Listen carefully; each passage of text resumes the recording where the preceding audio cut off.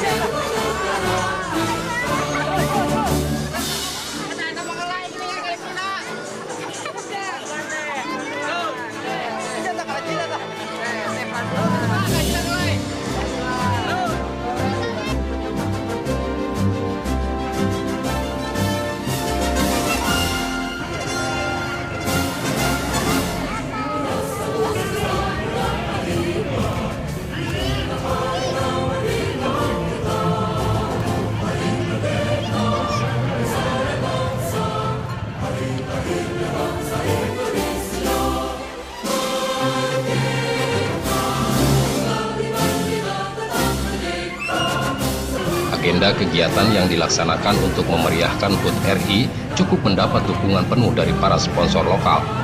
Hal tersebut terlihat dari banyaknya hadiah-hadiah yang disediakan untuk para peserta lomba. Pada intinya untuk merangkul kepemudaan di Palumbon Sari agar mereka lebih mencintai dengan bangsa-bangsa yang diperjuangkan oleh pejuang-pejuang dulu, dan pada intinya untuk mendekatkan kepemudaan dan anak-anak seperti di lingkungan-lingkungan tersebut. Ini persiapan sekitar 2 bulan dengan 1 bulan, ataupun dipercepat mungkin estimasinya lumayan dekat juga, 1 bulan. Alhamdulillah dari acara tahun ke tahun sponsor kita dari perusahaan-perusahaan yang sudah menempel dari pihak logo-logo baju tersebut yang dibikin oleh Karang Taruna, dan lingkungan-lingkungan juga membantu masyarakat juga.